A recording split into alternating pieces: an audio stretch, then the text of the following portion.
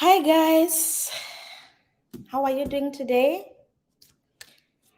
Hi guys, how are you doing today? Welcome to Shiko Hope TV USA.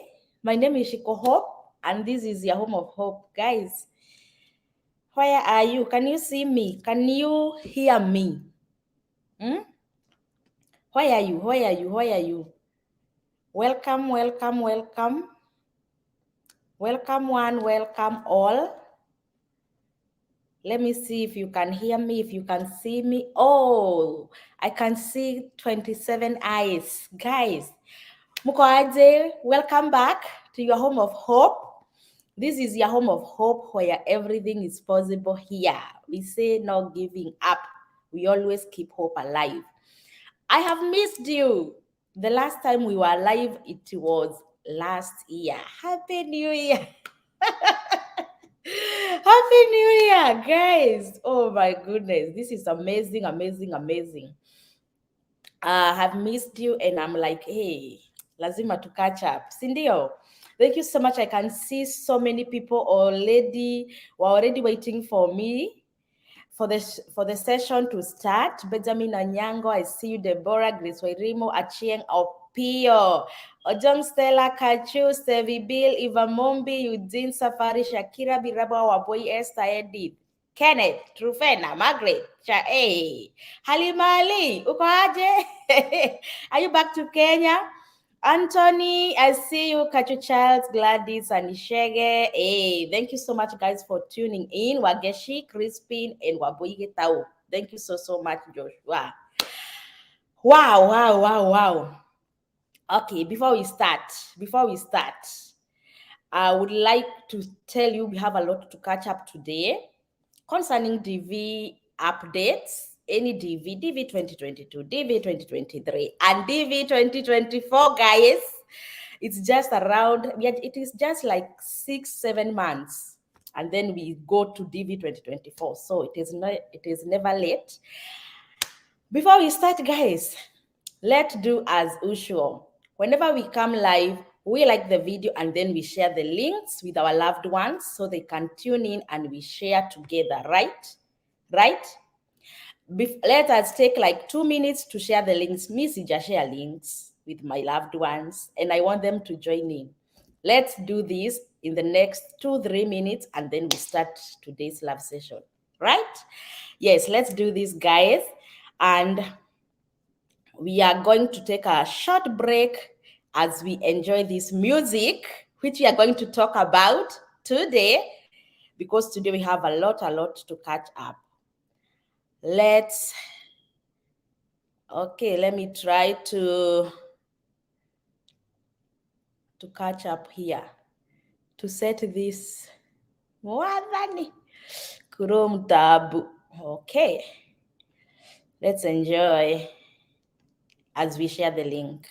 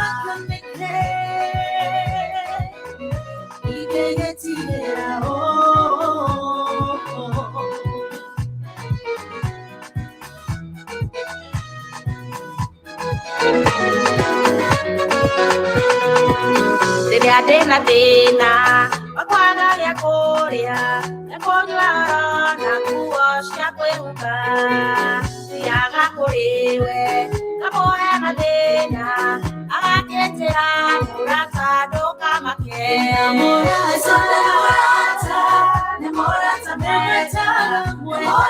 wama murata wafane murata ora dera madena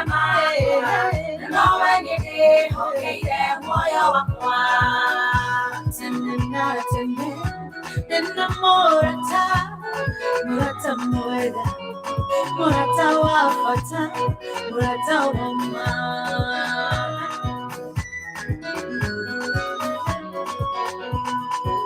Leadena Dena, Makorara Mwere, Ohigeria, Ona Konyagi Hero, the Diana Wake, the Moema Dena, Agakera, Murata, no Kamake. Sonne Murata, the Murata Mwega, the Murata Wama, Murata Wafana, no Murata Ore, Sera Madena Mani, no, okay, boy,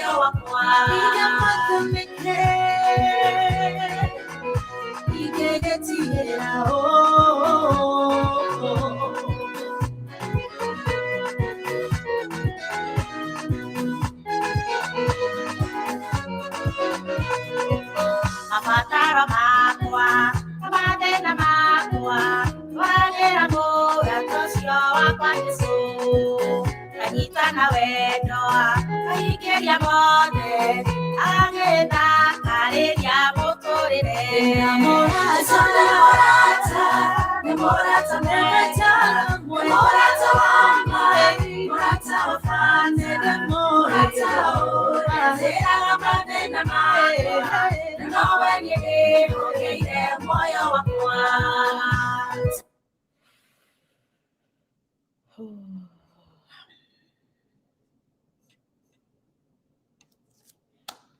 Welcome back. Welcome back. We have done the sharing of the links so that our loved ones can join in. So guys, tuanze wapi? Where are we starting? Let's start with the most recent news, right? The most recent updates about DV lottery. DV lottery. And the best news about this thing here, you know, I always come with my notebook because sitaki kuacha kitu. We have to do everything that we are needed to do. DV lottery.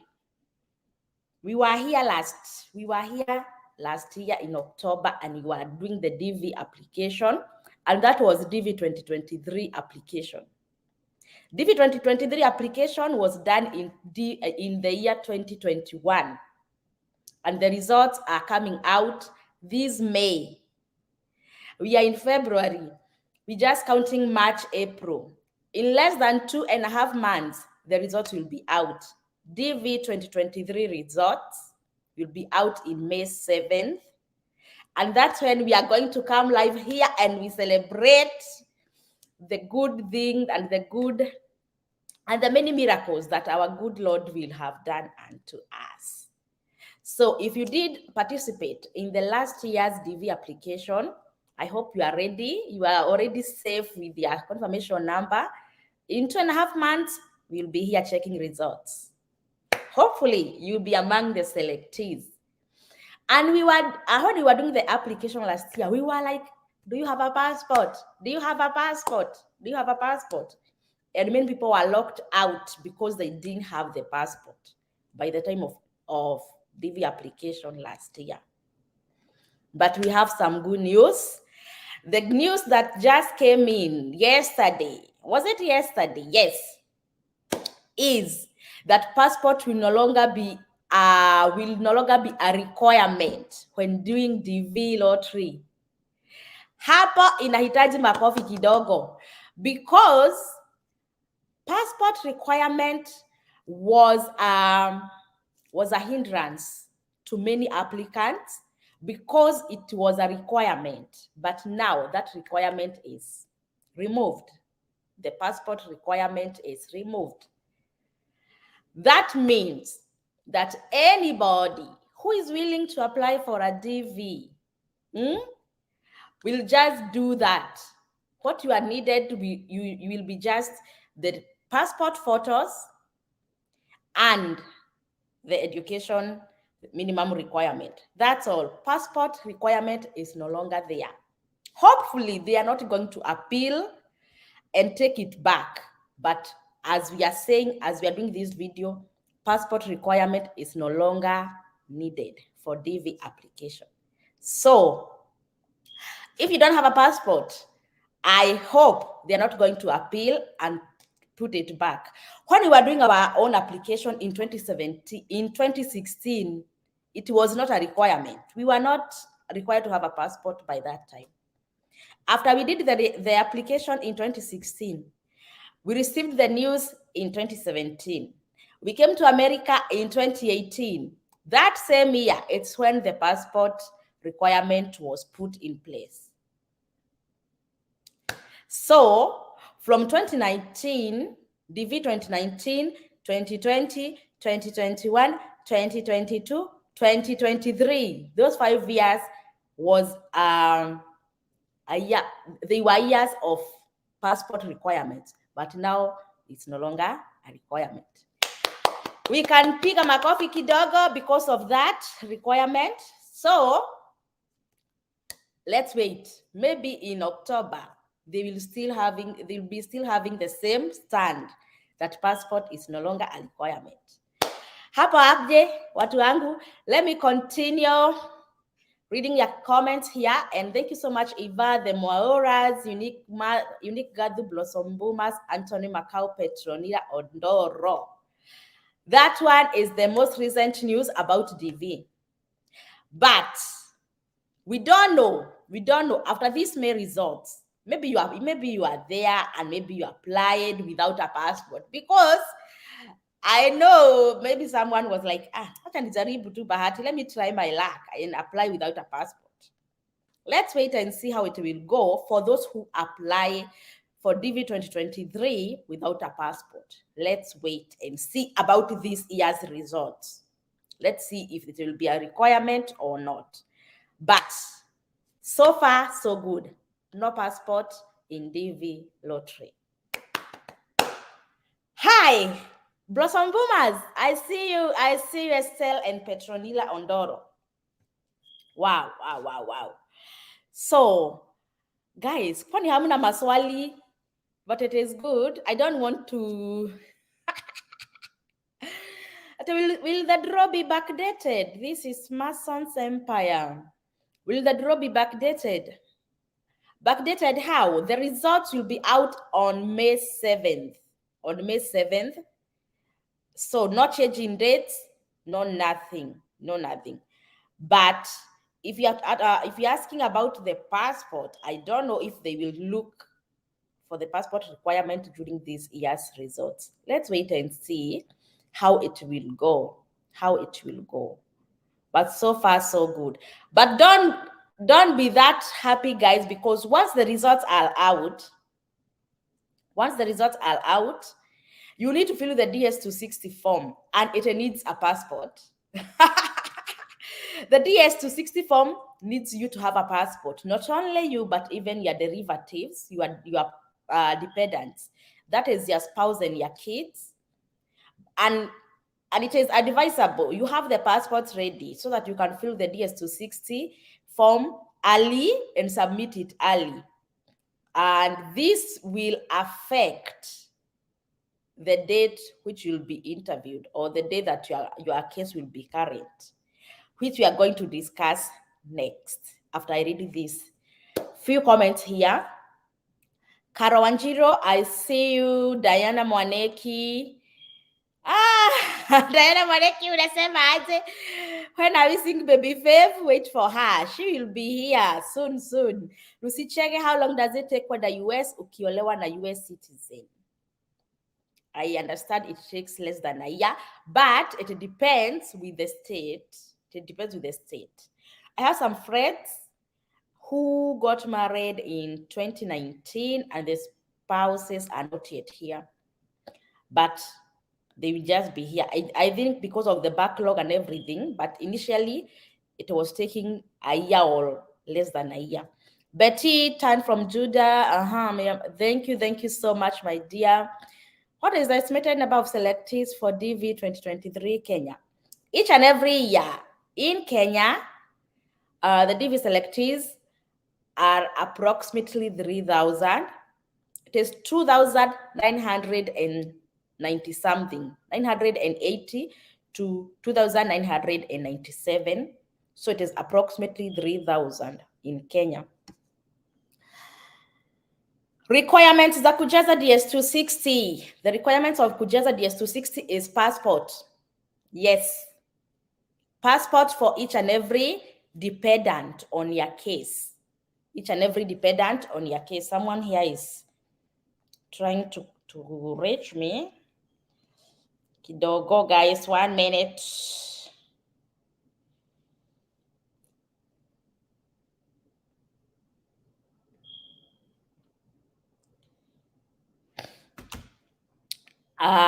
Yeah, you need a passport to fill in the DS260 form for each and every dependent. Estelle, which I still have, speaking of which I still have my old PP, should I change it? Am I use it? All right, this is another good question. I understand. When you were doing DV application last year, you were saying that Kenyan passport, the old passport, was turning null and void on December 31st. But that is not the case, guys. Changes. It is still valid until, I think it is until, when, but right now it is still valid. The old blue passport, Kenyan passport, it is still valid. I don't know if it is until April or June. Can someone confirm to us? The old Kenyan passport is still valid until when? It was null and void until 2019, and then they pushed it a year later. Now it is still valid. Guy, changes. So Estelle, your old passport is still valid until, I don't know. Someone confirm for us the said deadline, because it is the said, because they keep on pushing. Jacinta. Yes. Mother Bonareri, children 4 years need passport. Whenever you win or you get selected and you need to fill the DS260, everybody needs a passport, even a 1-day-old baby. Amos Bet. I can tell it is you from your profile. Thank you so much. Anishege, if you applied without VP in 2021, you are safe. Let's wait and see. I don't know if they will backdate or what. Let's wait and see. Dereba, hello Shiko, when applying, what if you missed one name of a child? You put 2 names instead of 3, but passport has all the 3 names. Okay, I think to be on the safe side, get an affidavit. It might not be necessary, but please get it just to be on the safe side. Let's say, for example, is your baby Dereva? Okay, Hope Wanjiko Dereva. And you wrote Hope Wanjiko. The passport, okay, you wrote Hope Wanjiko when doing the DV application. And the passport has Hope Wanjiko Dereva. I think, okay, to be on the safe side, let's not take things lightly. Get an affidavit. If they ask for it, give it. If they don't ask, just leave it. An affidavit is only 1,000 Kenyan shillings. Ken, it is good to be safe. Types of jobs. Tunaweza apply the US to Sipowin DV. A video on that will be coming later, Deborah. Yes, about Ninizabi. But let's keep hope alive, my dear. But it is good to have a plan B. Cindy. Isabella, glad you are back. It's good news for those who have not received. Yes. Simon Kemani has confirmed it is still valid. The old Kenyan passport is still valid until November 2022. Hey, so that is good, because if you have an old passport, you'll still use it to apply for DV in October. Yes. Wow. Waboy, ate mpaka December. Now, which is which? Is it until November or until December? Which is which? Halima, Shiko, did you guys got the US citizen passport? We are not yet citizens, my dear. We are almost We are almost citizens. Joshua, it's easy to include your spouse if you applied as single for the first time. Or to include where? On DS260? On DS260, if it is on DS260 form, then you need a lot of documentation to prove that this marriage is not fake. If you have a marriage certificate, well and good, because it will show the date that you got married was before the results were out. Kenneth, utagusia kidogo ile issue ya kujaza DS260 yenye ulisema haiendi through kwa men until you feel sijui how to elaborate. All right. It is about male kids when doing the DS260. Kenneth, can you please let us do this ikiwa separate so that we can go deeper? Can we do it maybe in our next live? Let me note it down about DS260 for the male kids and male applicants. Tafadhali, these ones, people have been asking me to go deeper on this issue, but let's do it ikiwa separate. Tusiguzie juu and then tusahau. I have noted somewhere. Miriam, okay, November. All right. Koiwa Kamau, my sister, thank you so much. Really important. Thank you, my sister. Unamjaza kwa ama ni during host unamjaza kwa DS ama ni during the interview? Oh, good question. Yes, host you unamjaza kwa DS.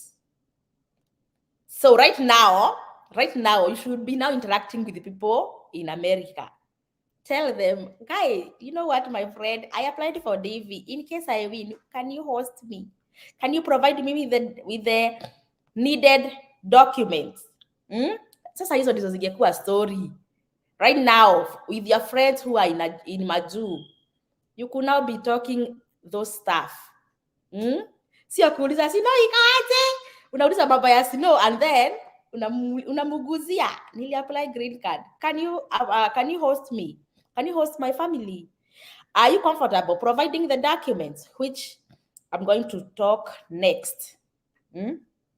Meriwa boy, I see you, Mshira. Lucy Chege, what if your spouse it will take long cause tumepanga kurudi pamoja?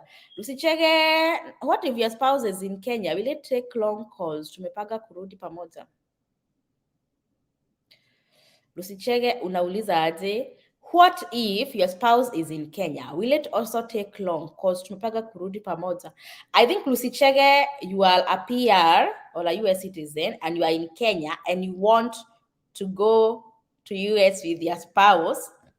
It will take time. It is not an instant process. It takes time, but it will depend with your state and also your case. But it is good to have started the process because inaendelea too. I don't think you'll go back to the US with your spouse if you just started the process. Maybe if you started earlier, you might, but I don't think it is possible if you just started the process. Applied for DV 2023 and very hopeful they'll be out in a few months. Yes. Halima, I can't wait the day mkipata the cities. I'm gonna celebrate. Oh my goodness. Wait. Don't make me excited. We're just counting months and then we start the process of applying. Because if you are a PR, permanent resident, LPL, legal permanent resident, you start the process when you are 4 years and 6 months. That's when you start the application, because it is just a process. You apply that you want the citizenship. Not everybody wants the citizenship. So before you are called for the interview, you are already 5 years, because it is not an instant process. Before we twice nini, it takes time. So we start at 4 years, 6 months, and then by the time you are hitting 5 years, umeitwa interview and then get the citizenship. The video will be, hey! I can't wait, Halima. And thank you so much. We are waiting, Hame inakam na tunataka kujaza. Yes. It is advisable you fill the DS260 form as early as possible. Okay. Wacheni tumalizie hizo comments hapo. Hatujamaliza, but we are coming back. Next, we go to the next update. The next update, which is the changes in the DS, in the DV program. Changes in DV programs. And these changes include the scheduling, the 2NLs, and the scheduling of the interviews. Yes, DV winners who are watching this live now, they can attest that the scheduling of interviews, haijulikani which format they are using. Are they using the case numbers? Question mark. Are they using the date of submission? Question mark. Because no one understands this scheduling process. Yes. When I was doing the DV 2022 updates last week, I told you, somebody who is a case number less than 200, case number less than 200, just received the 2NL early February. And he did the DS submission on immediately on May 15th after the DV results. I understand he had unlocked the DS260 form, maybe to do some corrections, but still he received it when it was too late. Imagine a case number, imagine Africa 0000200. That is how the case number appears, 200. Date of submission of DS260 form, May 15th. Okay, so he was current, and he went current immediately. The first time the visa bulletin came out for DV 2022, he went live. Not he went live. Yes, it is like going live, going current immediately. But he didn't receive the 2NL. And I told you guys, receiving the 2NL, okay, going current, it's not the same as receiving the 2NL. If you are new here, 2NL is second notification letter. 2NL, second notification letter. You might be asking, Shiko, what is the first NL or 1NL? The 1NL is this letter that you will get once you check on the results next in May. Congratulations, Shiko Hope, you have been randomly selected. That is the first NL. Now the second NL is this letter that comes saying, you have been scheduled for an interview in US Embassy in this country, blah, blah, blah, this date, this time. And then all the details here, the people who will accompany you to the interview. These are your derivatives or your dependents. But in DV language, they are called derivatives. So I'm saying this, the changes in the scheduling process. So this guy, case 200, submit DS260 on May 15th. He later unlocked to do some corrections, but he didn't receive the 2NL on September. Actually, yes, on September, that's when the people received the 2NL. He didn't receive it on September. He didn't receive it in October. He didn't receive it in November. He didn't receive it in December. He didn't receive it in January. He just received it last month No, last week, February. Sahi, he's waiting to go to the embassy for his interview, for his visa interview, and his case number is 200. I then gave you an example, not an example, a real story of someone with case number 10,400, 10,200, 2,000, okay, not 2,000, 10,400. Did the DS260 submission on May, not on May, in May as well. Okay, this guy did not unlock his DS260 at all. But he received, his case went current. His case went current in December, I think. And on January, he went for the visa interview. Guys, can you see the difference? 10,400. Went for the visa interview in Nairobi Embassy in January. By that time, I was in Kenya.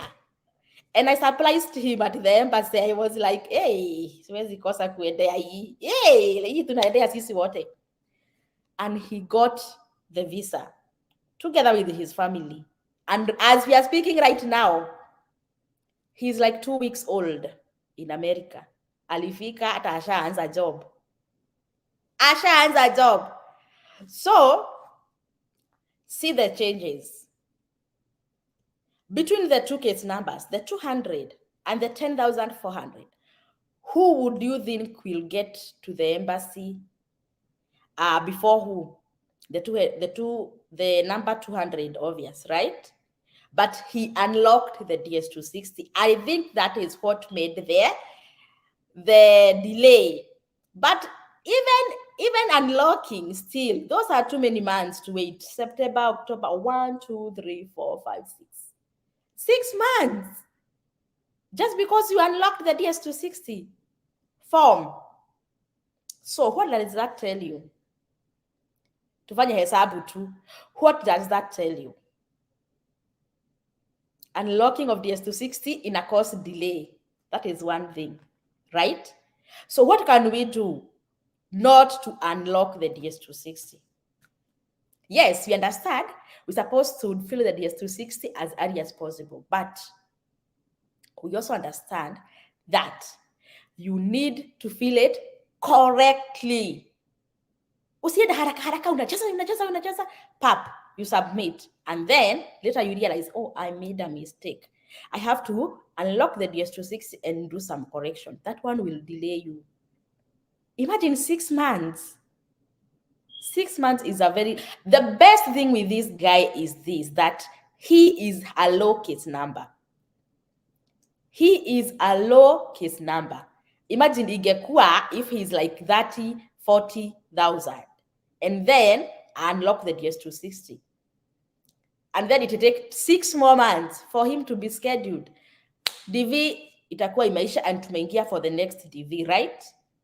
So, filling the DS260 form, it's something that requires a lot of soberness. Fill it when you are calm, no excitement, no emotions, no nothing, so that you feel it so correctly, such that whenever you hit that submit button, you are not going to unlock it again. Ikienda imeenda.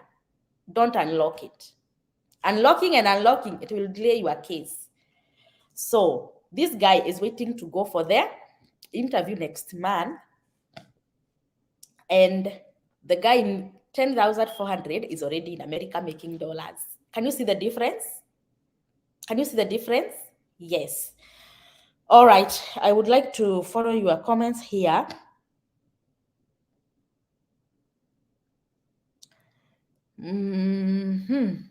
Yes, that is one change in DV process. Not one change, but another change. Every day we got changes. Like this one of the passport is another change. This one for the 2NL and interview scheduling is another big change. Big change. Because, okay, like everybody below 20, below case number in Africa, that is, below case number 20,000, everybody is current. Everybody is current whenever the visa bulletin comes out. And you check the case numbers which are current. You see so many people are current, but very few have received the 2NLs. So being current is one thing, which is good, which is a good thing. But receiving the 2NL is the best thing in the DV journey. In the DV journey, receiving this 2NL. I don't think you have any question about that.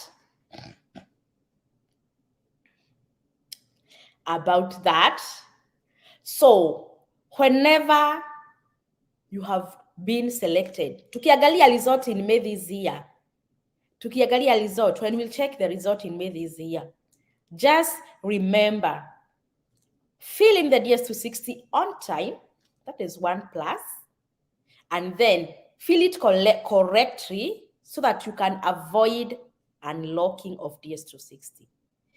Me, I always advocate, don't unlock your DS260 unless you are adding a newborn baby.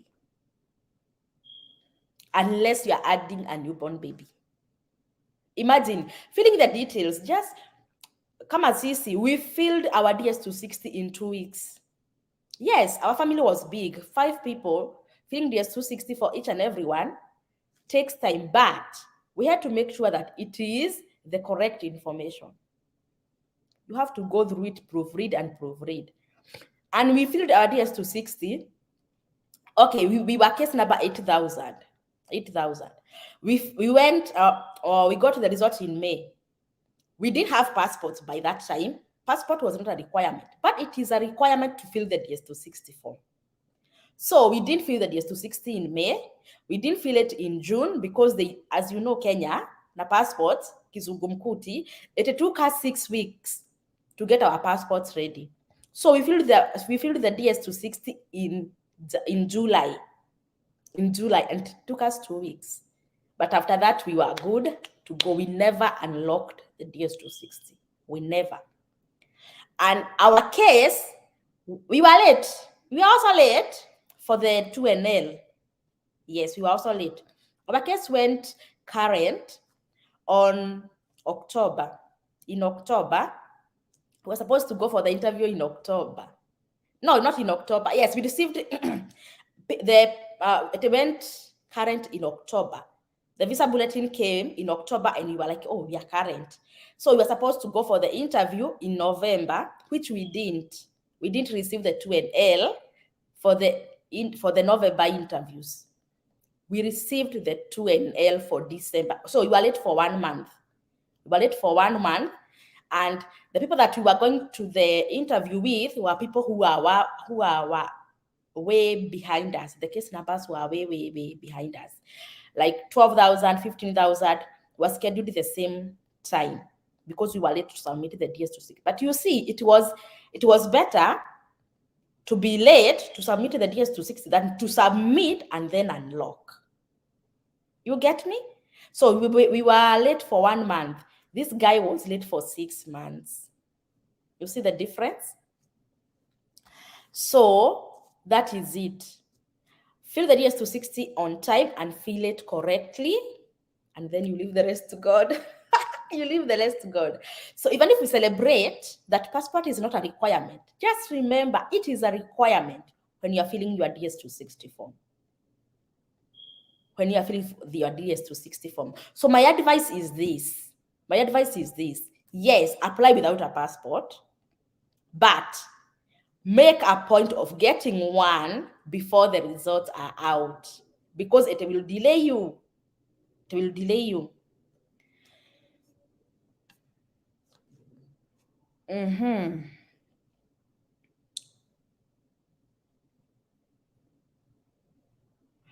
The issue of DS260, guys, one day tutakuja kufanya hii ikuwe DS260 live session peke yake. Benson, you saying, I know I might be off topic kidogo, but something has been bothering me. The issue of submitting fast as you wait for derivative passport to be out. Will you unlock your DS260? Benson, we just talked about that, right? Right? It is better late than unlocking. But why are you late in the first place? So long as you know that you have applied for DV, apply for the passport. We have faith. We keep hope alive. Let's take a passport is just like a form of identification. Just have it.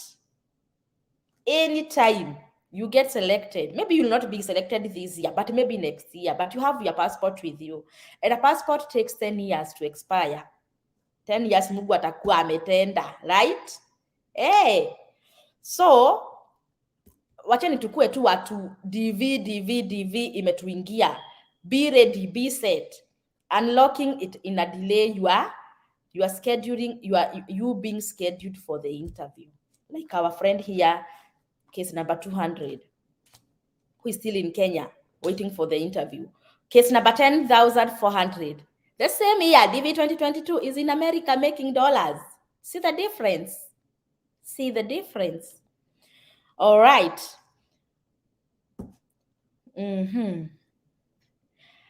Blossom Boomers, I can see you saying that God, awesome God does stuff we can't understand. Yes, our God is a God of, imagine everything happens when he know that it will happen. Joki unauliza aje, how long does it take to fill the DS260? I just gave you an example. Ours took two years. More than 2 weeks. 2 years, 2 weeks. But it was just because we were busy and we were doing it in the evening when we are back from work. Because life has to continue. Even if by that time we were living in Kenya and we didn't have a laptop, so we had to go to the cyber to do it. And because it is something very private and we don't want everybody to know that how anaenda America manini, and then we were in a village, guys, remember? So we were doing it in the evening after we closed job, after the cyber wamefuga. So here we go there with our jiko and we sit down there and we start filling the DS260 privately without anybody interfering with our stuff, because we had 5 days to 60 to fill. And we could only do it in the evening after we are back from work and everything. So with some people, it can take even a day, 1 day, and you are done.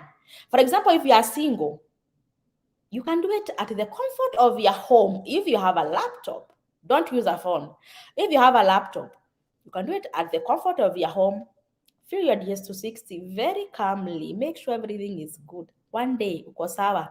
Not even 1 day, even less than 2 hours, you good. But just make sure you fill in the right information and you do it at the right time, the right way. So it depends. One day, 2 hours. For us, we took 2 weeks. Because Ian's DS260 ilikuwa imekata. Because of that thing, we will talk next about being a male and everything. I will call someone to come and explain to us why it happens like that. I think Komo will be the best person. Yes. We are going to come with Komo and he will give us he will take us through the process of filling the DS260 form. Okay, so those are the changes on DS2, not on DS, on DV interview scheduling. It is confusing. We don't understand. Right now, we are waiting for the visa bulletin to be out next week. And I know they are going to add some more cases. Right now, we are on 21,000. I think they will add, hopefully, let's wait and see. Mpaka wapi. It is good if you are current because you have that more hope. You have that more hope than someone who is not yet current. But then when you receive the 2NL, now you have every hope that this is it. I have to go and get these visas. Normally, if you are scheduled for the if you have received the 2NL and you are scheduled for the interview, you now start the haraka haraka, kipindi cha lala salama, that's what we call it, because that's when you book for your medicals, and then you make sure that you pray nobody will not pass the TB test. That is the monster.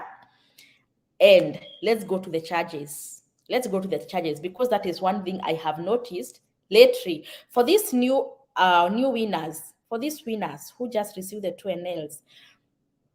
They have booked for the medicals, and some have even went for the medicals, and vitu vichenjanga, guys, during our time. I normally tell you 30,000 for the medicals.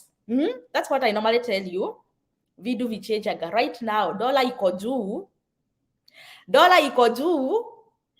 I think the exchange rate for a dollar, because they wanaku invoice in dollars.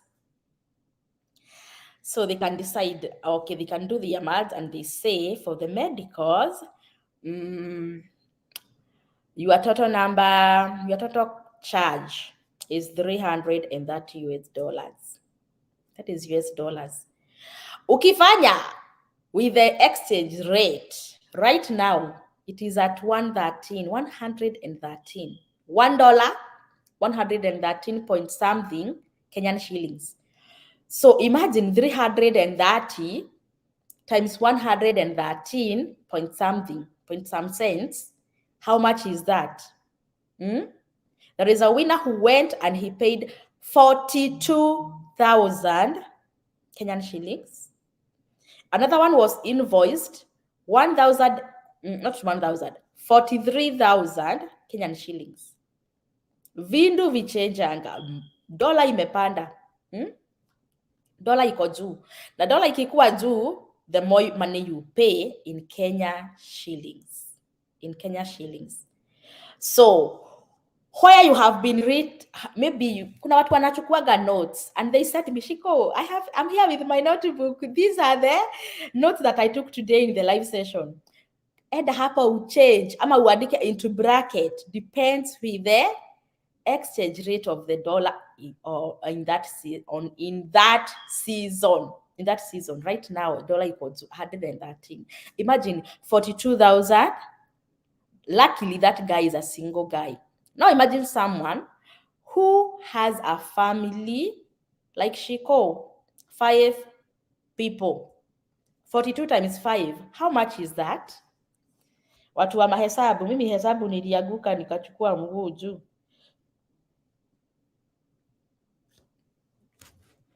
Hmm?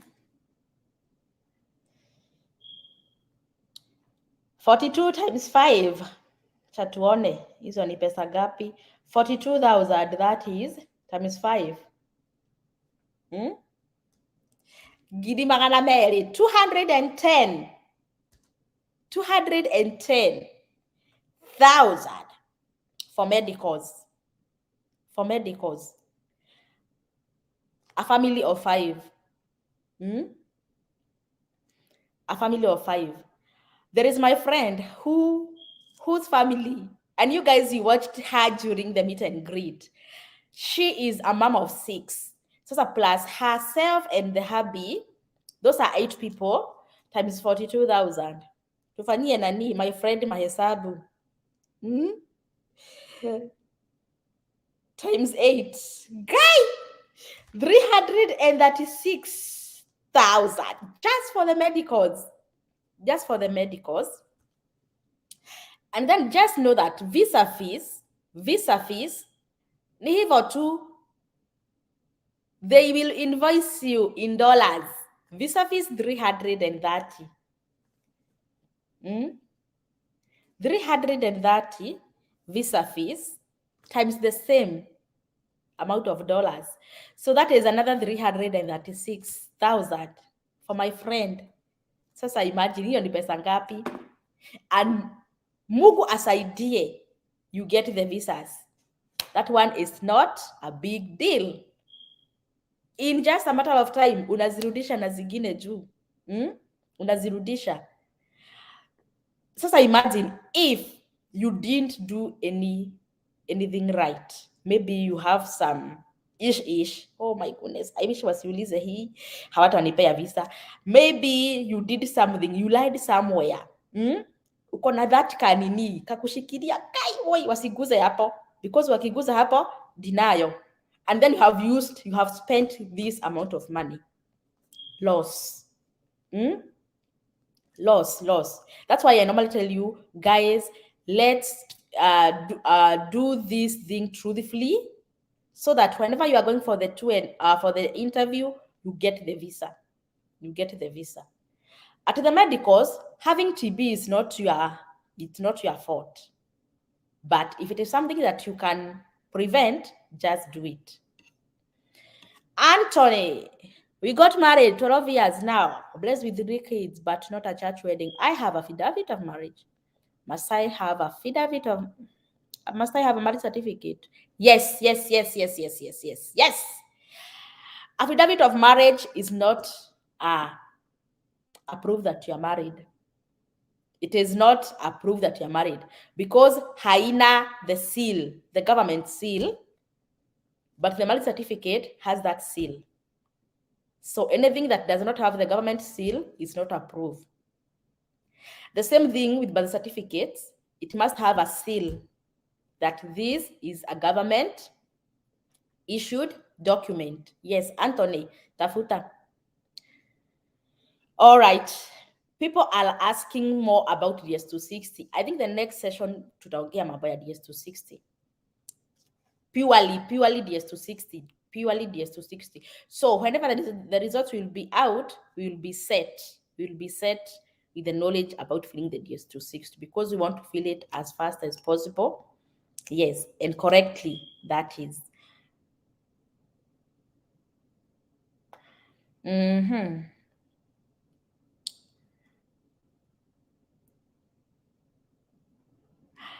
All right, Christine, Shiko, does the DA apply to the dependents? Whenever you unlock the DS260, hata uki-unlock your dependent, even you for the principal applicant, inakuwa affected.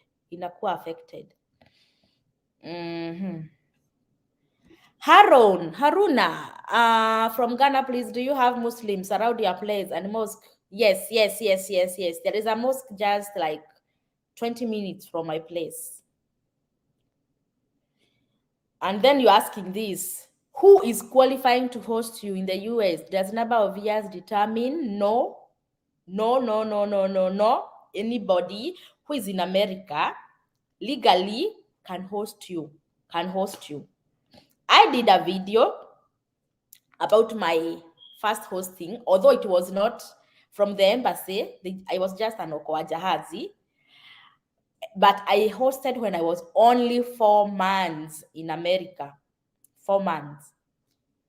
Yes. So long as you're here legally, I just went to my apartment, complex, office, and I told them, we have some guests in our home. They'll be staying with us for a month. And then, wanajua hiyo nyumba iko na watu wengi. And that's all. Halima, Shiko, there was a guy who was a DV 2 weeks ago. Please interview him. Kama amefika US. I saw his video and post. Yes, he is the guy I'm talking about. A video coming up, Halima. Wait for it.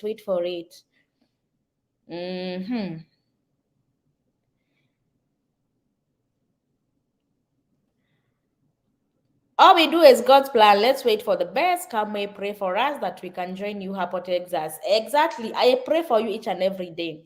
So guys, tumeongea mambo ya the passports, the changes in the DV requirements, and then this is the scheduling everything DS260 to NL, unlocking and whatever.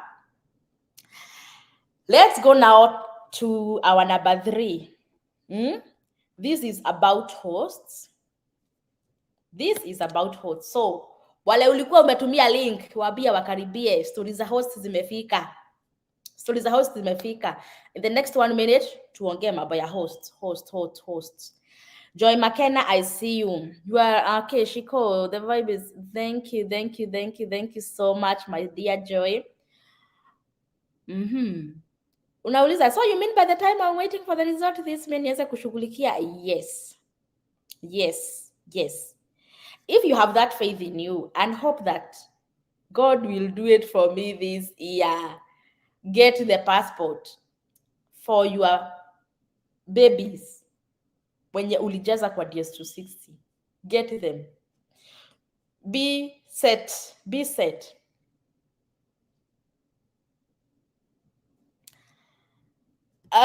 Kenneth, tukiuliza vile vacation ilikuwa huku Kenya. Oh my goodness. Oh, we have a lot to catch up. Haya, tuingia kwa hosts. Lily, wacha nikujibu hii. Do you receive an email that you are current? No. Nobody will send you an email that, hey, Lily, case number 10,000, you are now current.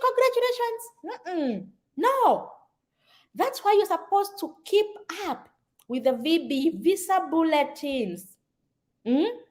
Visa bulletins. It is just the way for the KCSE results or KCPE results in Kenya. Mnasikia tu kwa news. Results are out. So what do? You go to your school and check. Not to check, and get your results, right? Because you know you are a candidate. Correct? You are a candidate. You set for the examination. So you are supposed to go and get your results. The same thing, visa bulletins, ziko nje, una check. From this case number is current. So you go back in your mind. Oh, so I'm current. That's how you know you are current. But the 2NL is an email. Inaingia kanaliaka vizuri. Kanaingia most of the time kanaingia jioni. I don't know if nowadays videos may change, but during our time iligia jioni wakati wa sapa. Hiyo siku mnalala vizuri ku celebrate. Yes. So nobody will tell you are current, but the 2NL will be sent in your email. Because you have to register, there is a link they give you there. Click this link to register for the interview. You register, I have received the email and I will definitely attend the interview. So you have to register, utaenda hiyo interview. And then, unaanza kujipanga.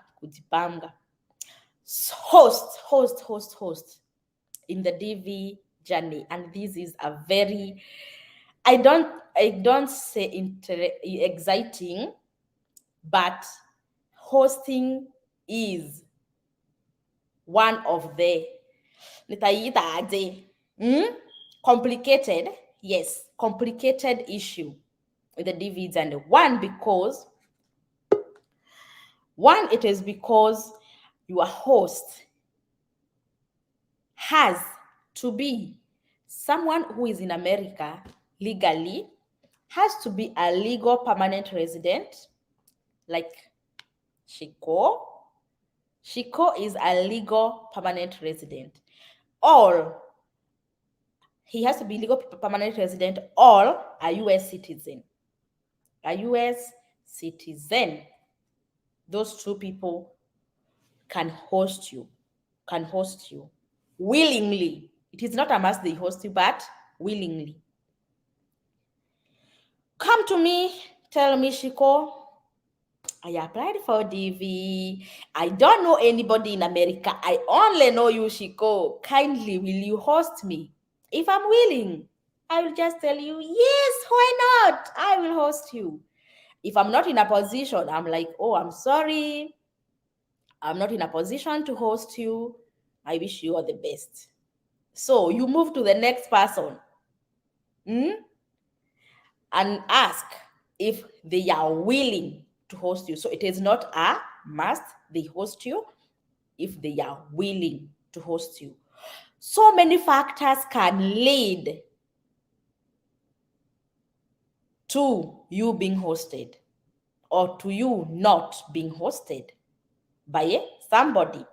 One thing that can lead maybe, unasema watu wetu hata hawezi ni host, wakali, wachoyo, they are so mean, they can't help. There are so many factors to consider when hosting. Okay, one factor is this. Acha nisome hapa, kuna comment imekuja. All right. One factor is this. Maybe I'm sharing my condo. Unakumbuka, guys, remember when we were doing housing and we said you can stay in a condo, you can stay in a studio, you can stay in an apartment. Maybe you are staying in a condo and maybe you are sharing, or even an apartment and you are sharing with other people. So no space to bring in another person who is a DV winner and want to be hosted. So if you don't have a space, that is one thing. Maybe myself, nyumba yangu imejaa. My family, we are many, of course. And then maybe we have some relatives who have come to visit. So now it is more full. And you are here, shikoni host. Ni wewe tu unajua, unaangalia, unasema, guy, hata nikitaka, hata nikipenda, siwezi. So that is space, one thing. And the next thing is, maybe that person you are telling to host you, hana makara. When I say makara, you guys, you understand. So he can't give his address. He can't give his documents to come, okay, to you, so that you can produce to the embassy. And you say, this girl or this lady or this guy will be my host. When they look at the records, he's nowhere in the records. Alienda, the record shows just aliingia US but hajatoka, but he's nowhere to be seen. And then you are here coming, oh, my host is Shiko Hope. Hajulikani, aliingia akaenda mitini. So that is another thing. He is your relative, yes. Maybe even your brother or even your mother, but he can't host you. He can't host you. So you have to understand that. Another thing is about the documents. We understand about the host document or the sponsor documents. These are the documents that shows for sure this guy or this host will be able to host you and keep you and accommodate you, because the money he earns, the amount of money that he earns, is enough to cater for your needs and also for his family. Na hapa ndio kizungumkuti iko. Right? DV winners can attest to me or can attest to this about hosting. Yes, Shiko amekubali kuni host. Yes. But Shiko doesn't know that there are some documents which are needed. The IRS transcripts, the form I-134, all those documents, very, very private and sensitive. Shiko is there. Oh, I'm preparing, I'm planning, I'm hosting a family. Oh, I need to add some beds. I need to kupeleka watoto room moja ndio guests wakae kwa hii room.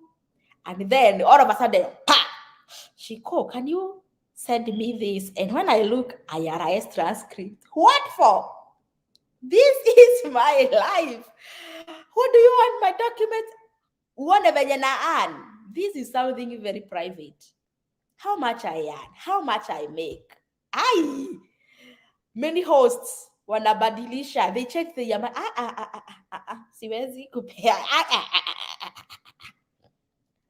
Those are the hosts, which is acceptable because these are very private documents. Wanasema nakupea kwa nini? Wanaitisha za nini? But initially, you didn't alert your host that whenever they ask for this, will you be able or will you be in a position to provide these documents? But when umekaa tu relax uko na host, but whenever you get to an L, wanahitaji hii, prepare your host mapema. Ask that host if he is comfortable providing these documents. Imagine this document inaonyesha tu kasalari kako. Una add how much? Vitu zingine ni private and sensitive, but it is good. There are those hosts that give. Yes, wanapea. It's not a big deal. Chukua, enda ukuje na visa, ukuje tupiga masaa huku. Wengine, it is a big deal to them. We are so different. We are very, very different, guys, right? So the same thing, I normally tell you, tengeneza urafiki na host. Uliza hizi maswali. And then, know kama ataweza ama hatawezana. Haya, chanione comment zenu about this issue.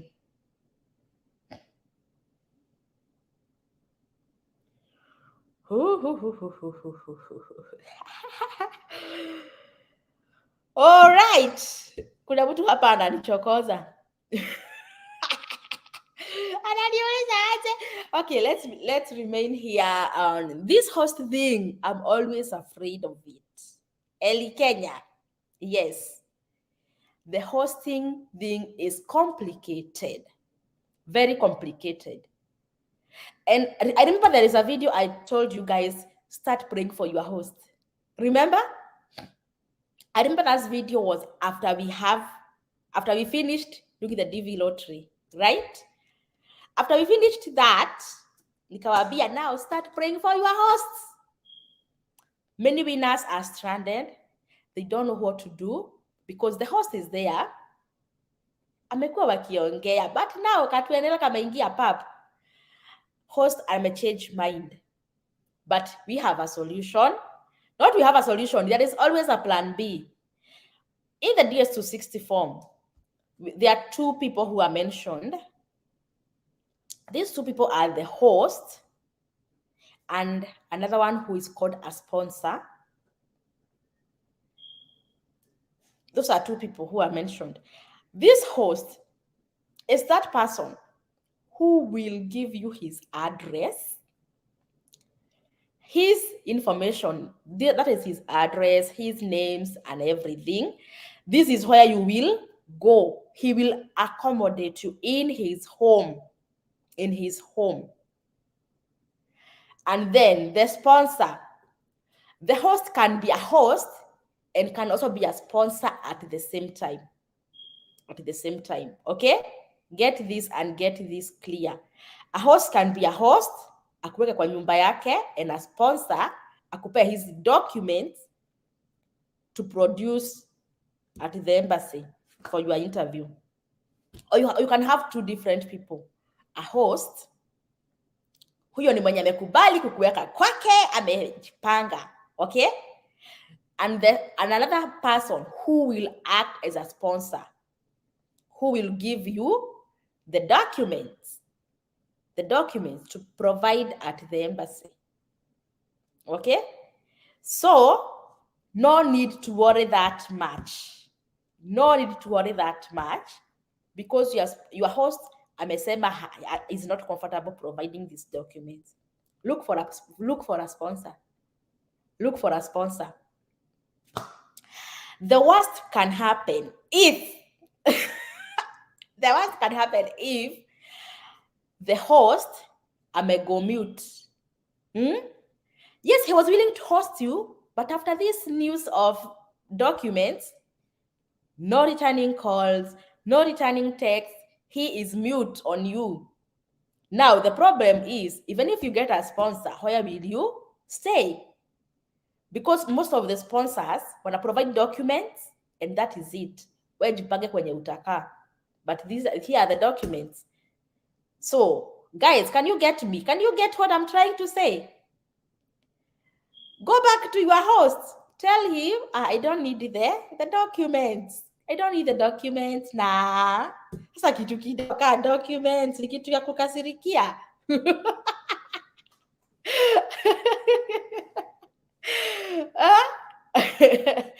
Hizi documents ni nini? Hizi documents ni nini? The IRS transcripts, the form I-134 is a document. Whenever we are going to go through them one by one. I think, guys, we need a lot of live sessions here before May. Before May, so that we can be tuwe tumeji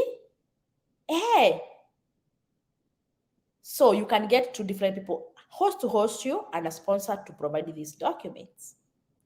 So before you win, eda kwa host wako, ni pole pole, ask if he will be comfortable providing this document. Ukiona ako na ish, wewe jua tu huyu atakuwa host, but aza kujipanga na sponsor mapema. Now I know you guys are here saying, now huyu sponsor ni nani, nitamtoa wapi, nimwambie tap I need the documents. Ni nani huyo?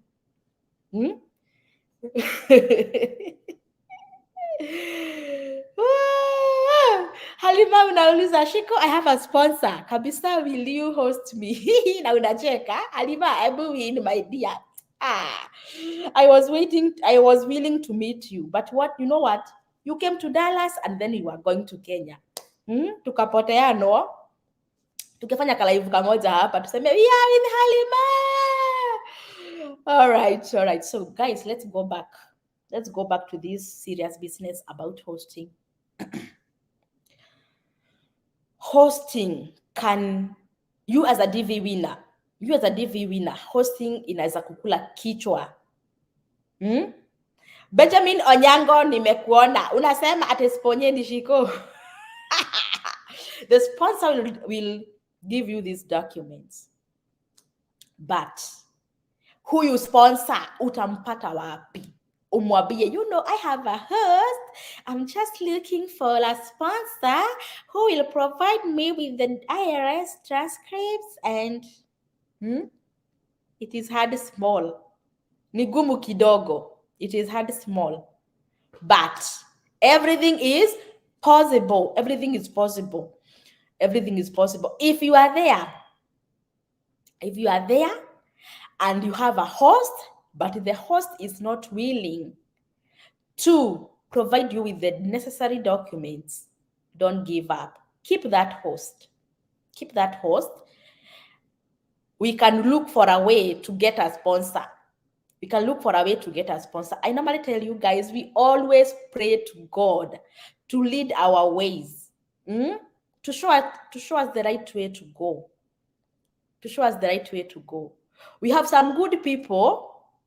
Yes, we have some good people who are willing to help. Wengine, they don't have platforms like Shiko Hope. Nakuja hapa napea my information, tunamalizana. Wengine achini ya maji, they come to me and they are like, Shiko, you are doing a good job. If you have someone who needs a host, I can host somebody. I can host a single lady. I can host a single guy. I normally get those inboxes. We have some good people here willing to help. Wanakuja. So I always post in the DV groups, the winners groups. Or maybe someone had asked me, Shiko, I'm looking for a host. So I don't post there because I already have someone who had come to me and asked if there is someone willing to host. Okay. Or they ask me, Shiko, can you look for someone who can host me? So most of the time about these hosting things, I don't post kwa DV winners group. I normally go to the person direct. Kama ulikuwa umeniambia unatafuta host, nakwambia, okay, there is this lady, she can host you and these are the conditions. So mnawapea nini, mnaongea, and if it is good, you go with that host. If you are not okay, unaniambia, Shiko, huyo hataki mtu anakaa kama mimi ama nini, and then we look for another host.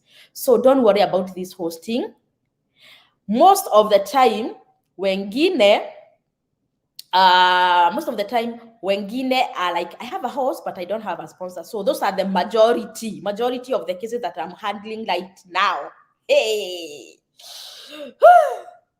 I'm handling right now. But you know what? There is always a way out.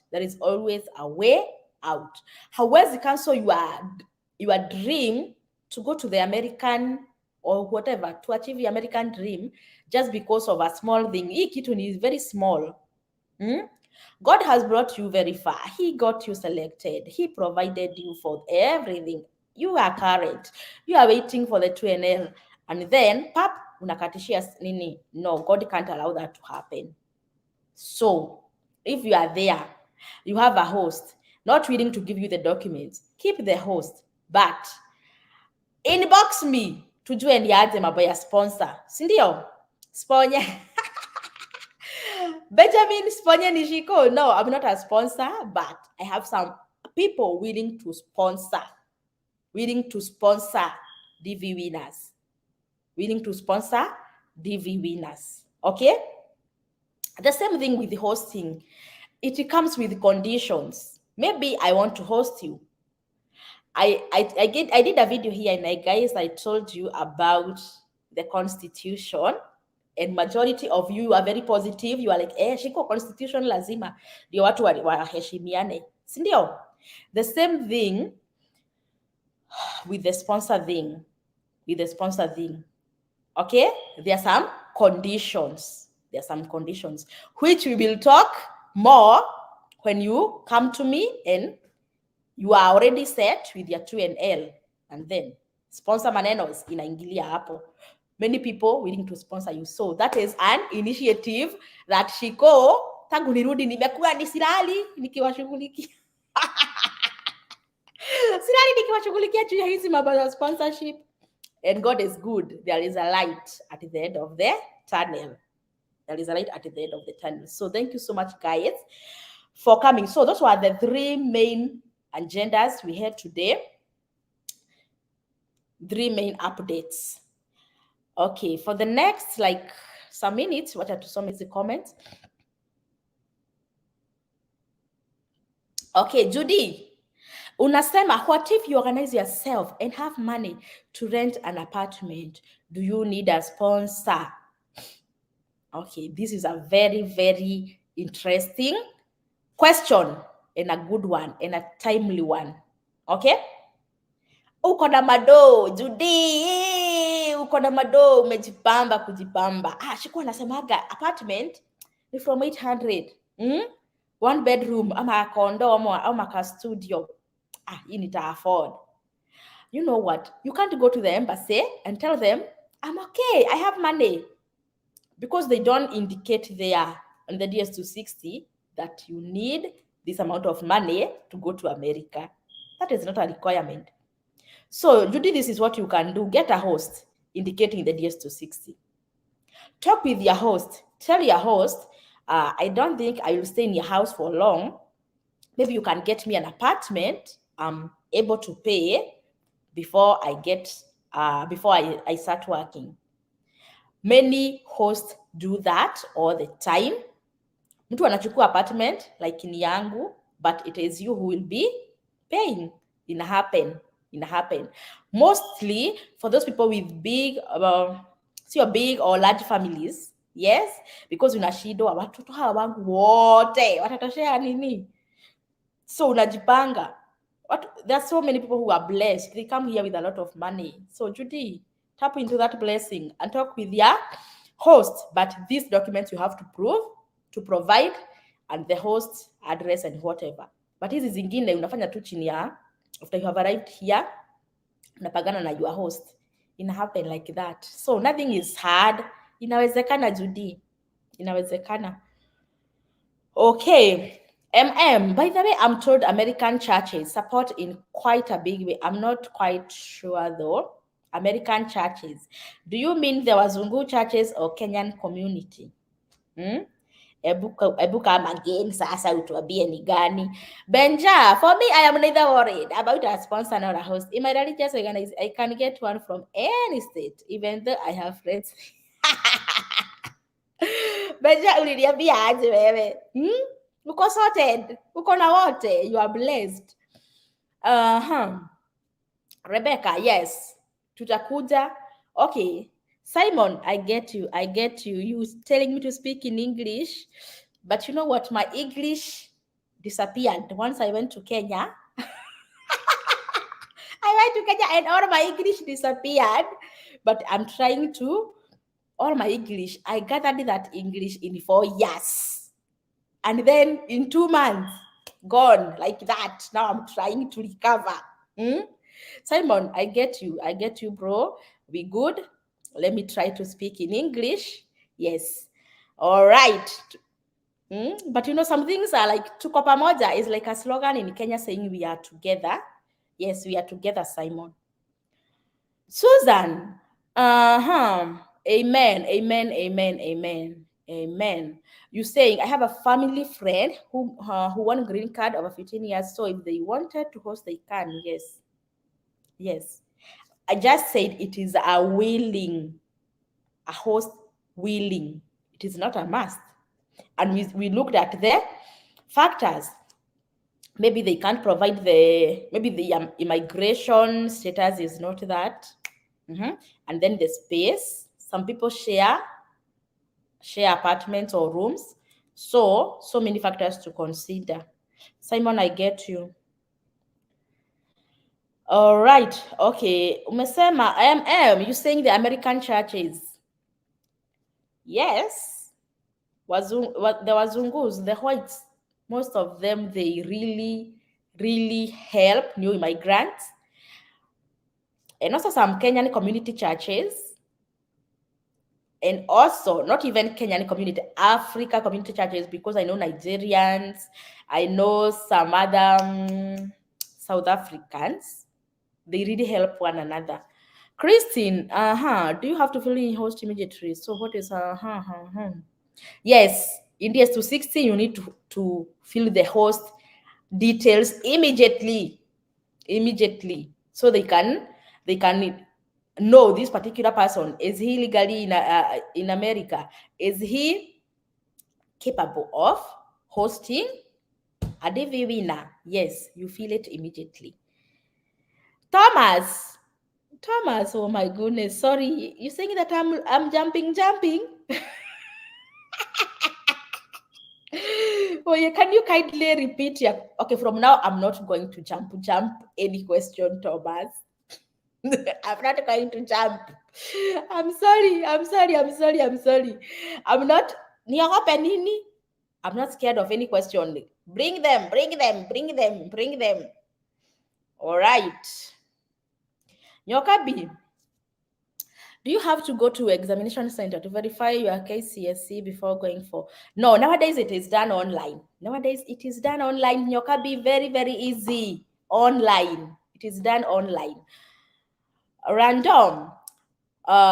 Mimi ni Morata nasikiza, very inspiring and full of praise. I'm following up. Thank you so much, Random. Chills. Thank you so much. Be blessed by that song. Yes. Nathan, I will not jump another question. I'm sorry, guys. You know, these many comments. Amen, Mogo. Thank you so much, Moya FM. I'm sorry, guys. Kindly write your question below. I don't have another. Okay, we did three updates today. I hope we'll have another live session next week. We catch up. We have a lot of information. Okay, Tay. Okay. Someone is okay. How do you highlight questions? I highlight like that. Maureen, can you fill DS260 in any country? Yes. Tay Matata, mine is not a question, it's just a comment. You are the one who ignited my passion for education, Aki. Oh my goodness. May God fulfill your heart desires, my dear. Thomas, I repeat them. Is there a minimum income set for the host to host you? I understand why you are mad, Thomas. I understand, because this is a very valid question. Yes, and that is very. That is why they need to see these documents, because they don't want you to land in the hands of someone who will not be able to accommodate you and provide for you fully. That's why they need this information. Imagine this information shows if this person files taxes, how much this person earns. Very, very private and sensitive information, Thomas. That's why they need to see it. And that's why many hosts are not willing to provide, because even some don't file taxes the way it's supposed to be filed. Yes. And here, and that adds there. Yes, so many factors can affect that. And yes, there is an income, minimum income, because someone like Chico, I have a family of 6. So I have to be earning more to be able to sponsor you, So if I'm not qualified, that can affect. So whoever is giving you those documents, he is qualified to sponsor you. If you are being hosted by a student, let's say, for example, if you're hosted by someone who is in school, who is in college, maybe he works part-time, do you think he's able to provide that document to you? No. So you need a sponsor. Chuti Wilson, how Shiko? How are you look? Thank you. Anafe, kindly repeat your question. Joseph, I heard that this time round you are needed to fill only the DS260. Can you update, please? Joseph, I think you joined us late. We talked about filling the DS260, and yes, after you have been selected. And your songs are good too. I don't understand the language, but it is encouraging. Thank you so much. The translations are done in English, so you can read the words and connect to the song.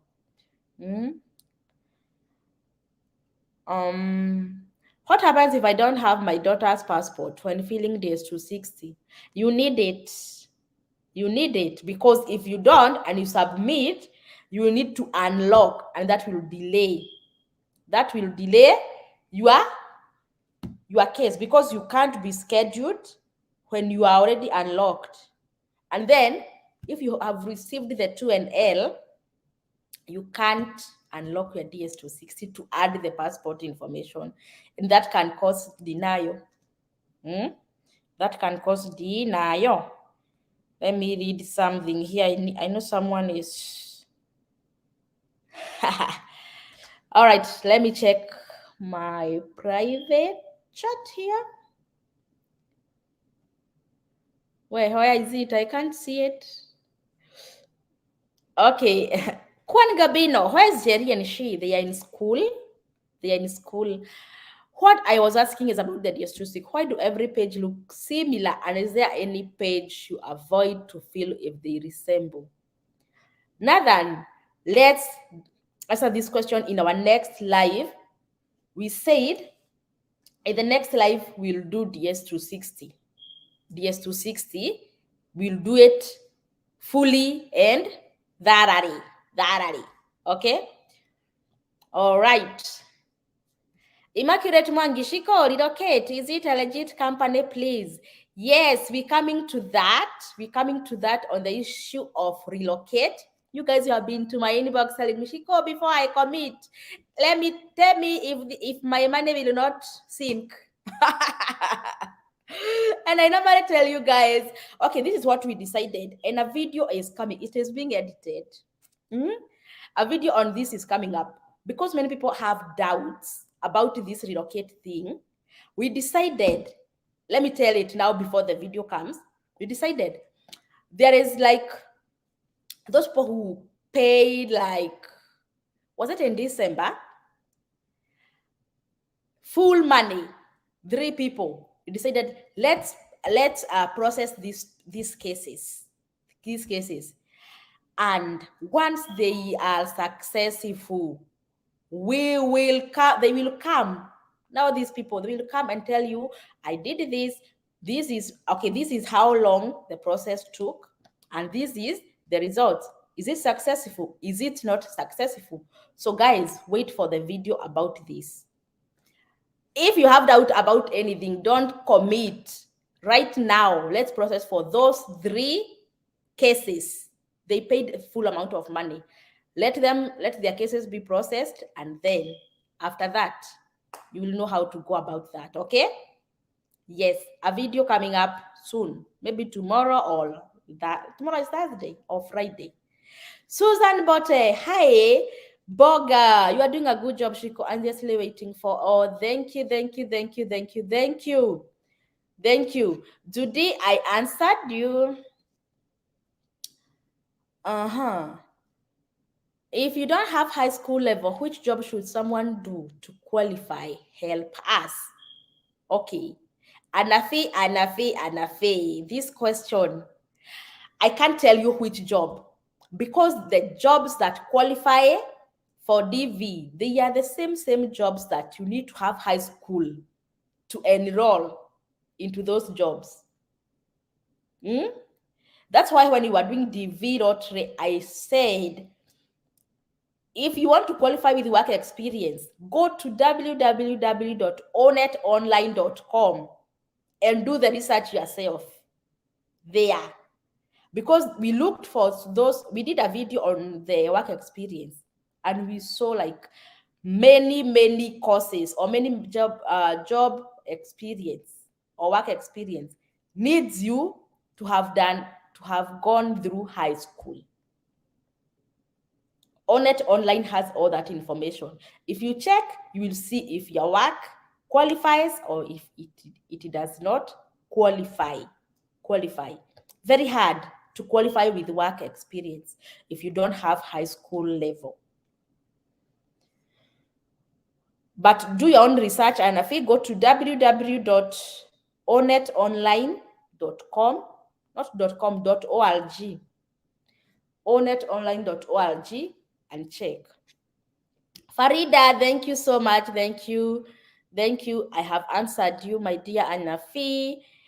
All right. Grace, hi Shiko. What happens if your case is current? I submitted my DS to 60 long time and other applicants about.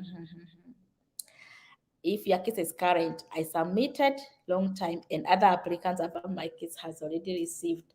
So Grace, that is what we just talked about. About these changes. The date of the submission, and if you have ever unlocked, if you have unlocked it, that one affects the date of being scheduled or to receive the 2NL. Here is the link to check if your work experience qualifies. Ahmed, is it true green card winners wengine wa Kisii? Yes. And you know what? Our brothers and sisters from Kisii land, Bwakire, Bwakireni. Is it like that? Our brothers and sisters from Kisii, they are very lucky. They knew this what? They knew this trick way before us. That's why you see, like, in every state, majority of the Kenyan immigrants in every state are Kisiis, because they knew this way before. One thing about Kisiis, they work as a community, and there is that love, that bond among themselves. My English, come back. So whenever one person sees light, sees a small light, he calls each and every brother, sister, cousin, uncle, auntie to participate in that thing. Cybers in Kisii during DV, when our people are like, this thing is a scam, this green card thing is a scam, Kisiis were go-getters. They were applying like crazy, and they were winning. For us, you want to apply yourself alone, so you can go to America alone, and you was a kutisha raya wapi. Our brothers and sisters, Kisiis, they are like, come on, let's go to America, guys. And then when they arrive here, they look for ways to bring other relatives, not only through DV, but other ways. Kisiis. I would like to be a Kisii when I grow up. Kisiis, they work together, and they are like a big community, love, bond, everything. They are like, I'm not supposed to be here alone. Let me bring my relative, my mother, my sister, my brother. Ahmed Haji, you are right. Kisses. God bless you. God bless you. God bless you, kisses. You're doing amazing. Atem Azemson, I see you. Thank you so much. Happy New Year. Advise me what to expect in my passport schedule in Kisumu. Guys, can you advise Kwangambino what to expect? Those who have applied in Kisumu, advise your colleague here. All right, Nathan, you are proud to be a Kissy and wishes to join them. Yes, Kisses everywhere. Even in, I see people saying, "Atewa Kisses, our Meja Minnesota." Where? Even in Texas, Kisses. There are so many. Come to Texas, Arlington. Amejaa hivyo. They are there. They are there. Kisses. I don't know about other countries. Let me see someone. Simon, from your country, is there any tribe which is so blessed such that when you go to America, you find that particular tribe there? Where is this Simon? Simon. Can you tell us in your country if there is that blessed tribe? So many people from the same tribe. All right, guys, it has been 1 hour 36 minutes, but let me read this comment here. I just went back. Okay, this one I read it. I read. Kenneth Mogambi, hi Shiko, it's good to see you. Thank you. There is someone mwenye alikuwa ananichocha hapa. And he was telling me, Shiko, hako kanywele nayo. Oh my goodness. You know what? I just woke up and I was like, let me go live today. So I didn't have enough time to prepare. I was to keep Favor to bed. So that's why I was a bit late, because I was making baby to sleep before I came live. So don't worry, guys. If you want to see Shiko amengara, go watch that song. That music, Murata by Shiko Hope. You see Shiko akiwa amengara. Manywele, hey. Back to factory settings. Now we are back to America. In America, there is no pressure. I can go to work like this and nobody will ask me a question. And I'll not be alone. Like everybody will be having shaggy hair and nothing to worry about. This is America. But when we come to Kenya, tunajaribu kutisha. But back to factory settings. Here we just look at money and sleep. Whenever you are free, you just sleep. Because when you start working, you work like crazy. That's why I had enough time to come to Kenya after 4 years. I thank God I managed to come to Kenya after 4 years in Kenya. 4 years of hustle, 4 years of hard work, 4 years of sacrifice, 4 years of lack of sleep. And I had amazing time from work for 2 good months. 2 good months. Vacation in Kenya. I stayed in Kenya mpaka nikatosheka. I stayed in Kenya, even you guys, you're like, hey, Shiko, can you go back now? You have overstayed. That's how it's supposed to be. You stay like 4 years, and then when you go, you stay mpaka unachoka. It is not like a 2-week thing and then you are back. No, I just wanted to go there and have enough. Right now, I don't miss Kenya. I was there and I'm satisfied. I don't have homesick anymore. I went to Kenya and I see you guys, you are so blessed. God has blessed you. The Kenya that we have now, it is not the Kenya that we had 4 years ago. Oh my goodness. The roads. Watu wameomoka. Hey, God has really blessed you guys. God has really lifted you from one level to another. I understood that when we were in Naivasha, where we had our vacation, we were staying in a hotel. And I can tell, guys, people are blessed. Yani up. You can see that table is for a family. They have decided to come take to have some time away from home. Family of like 5, like myself. They are there. They have been in the hotel for like 3 days. Hey, akiwatu si mumeomoka. Gosh. I don't think when I was in Kenya, I would be able to afford that. To take my family out for like 3 days. Kai!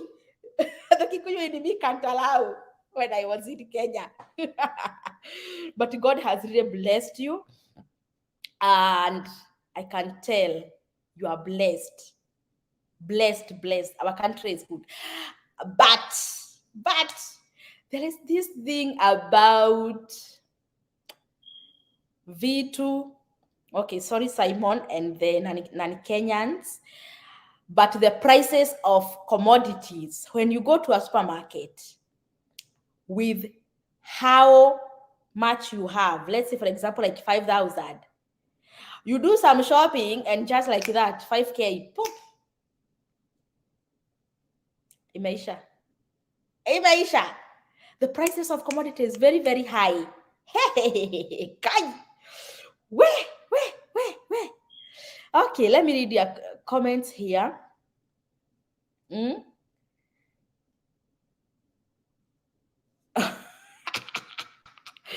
Benjamin Anyango, looking forward to another Buzi Chama again with you in Texas. Guys.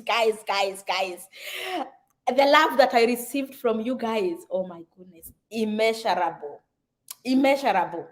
Starting with meet and greet. I think that will be another video to to catch up about that vacation thing. Meet and greet, it was awesome. You see, now I have even Kenyan bracelet. By the way, BM Africa, you gave me another big bracelet. Next time nitaiva. Guys, do you see my Kenyan bracelet? Because I got twins. This side is US, this side is Kenya. Guys, the love.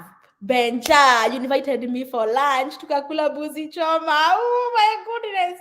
Sahis, you need to me, Baba. Oh my goodness, the love, the lunch dates, the dinner dates. Oh my goodness, it was awesome. There are some people who are waiting for me to confirm the dates. Maybe I can go take lunch together, meet and have some fun, but I managed to meet like 3/4 of the invites, and I thank God. Blossom Boomers, oh my goodness, this lady alinichinjia mbuzi guy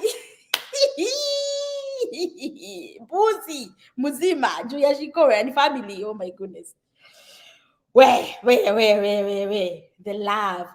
Random ulibeba ugali. A video on what I carried from Kenya is coming, what we packed from Kenya. Wait for it. And even our flight back to America is still loading, editing kiasi, and then zinakuja. So guys, we had a lot of fun. Thank you so much. Thank you. I can't mention it, each and every one, even the gifts I was gifted. Mama, the one who gave me some books, I'm done with the first book. I'm now reading the next one. Thank you so much. Thank you for the M-Pesas. Guys, thank you for the M-Pesas, guys. My M-Pesa was smiling. Thank you so much. Thank you even for the I got some. I'm going to do a video on the gifts that I received from Shiko Hope TV fans.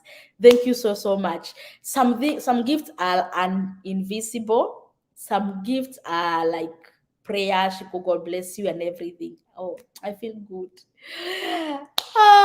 The love is overwhelming. I thank God. Tutakuja one weekend with the kids, even for them to say how the vacation was, and it will be a good one, catching up. But the roads in Kenya, there is this road from Kikuyu. There is that bypass. When I left Kenya, it was not ready, but this time, from my home to the airport, express, there is that bypass. From Deya. I used to stay in Deya, guys. Mimi si kukaa hoteli ama nini. I went straight to the village. I went straight to the village, and that's where I was sleeping each and every day. Deya. So from Deya to JKIA, there is that bypass. We spent less than 40 minutes from home to JKIA. And even from and even the time we arrived in Kenya, from JKIA to home, I was asking my brother, "Ai, tumefika haraka aje? Express, bypass, hey, the roads. All right. Catherine. Yeah, Shiko, tumebarikiwa sana. I spent my holiday in Mabada, Sun and Sand Resort. Wow, yes. People are blessed in Kenya. Random Shields, you still have your Kenyan number 4 years ago? Yes. My Kenyan number, I bought this line in, Shido was very small. Even before Shido was born, in 2007, I still have my Safaricom. That is 14 years ago. Random Chills, Kikuyu wa Gigerwaka. Yes, that is another bypass. Yeah, pia ni bypass. Although it is still going on, but it is amazing. The roads, tick, tick in Kenya. So we one of the, maybe on Sunday or Saturday, we'll have another live together with the kids. Now they can come and tell their experience in Kenya and everything. I remember one day I introduced Ian to Boda Boda. We were going somewhere, and I told Ian, tonight and we are using this Boda Boda. Boda Boda in Nigeria is the Okada. So I was telling Ian, can you Pada? And he was like, how? I'm like this. And then when he said there and it started, he was like, oh my goodness, I like this. And it was our mode of transport every day when we were in Kenya. It was our mode of transport every day. Me and Ian, he was very young. We used to be carried by a boda boda when going to work, to open our shop. And now, anajifanya amesahau. Back to factory setting, and he liked it. All right, this one, Blossom, you are such a blessing. It was great honor to have you visit us. God bless you and your family. Thank you so much. So, guys, we have a lot to catch up, and so wait for the videos. They will be coming. I know, guys, you have noticed since I came back to the US, videos each and every day, right?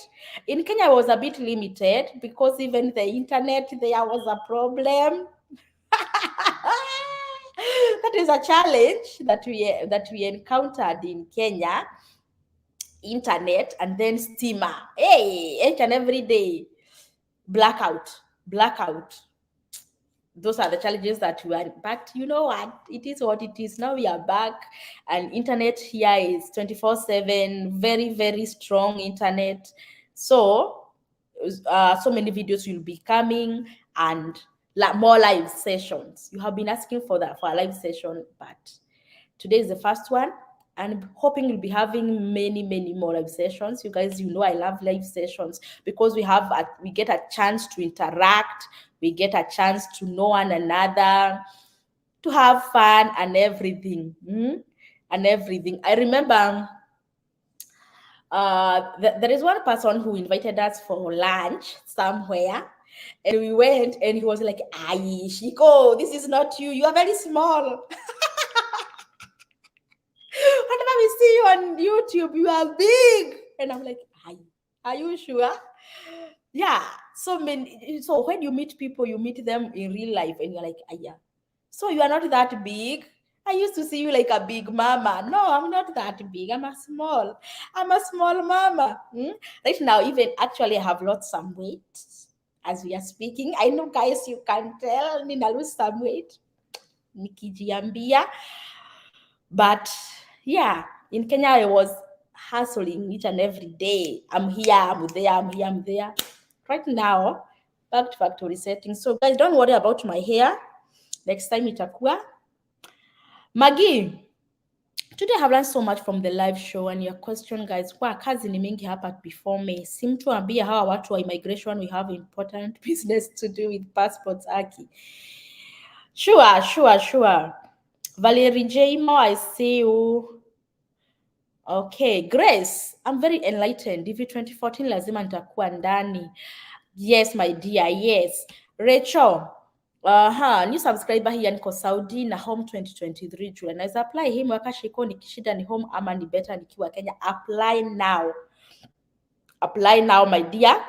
You are not late because the result will be, when you apply in October, the result will be out next year in May. So, uko sawa.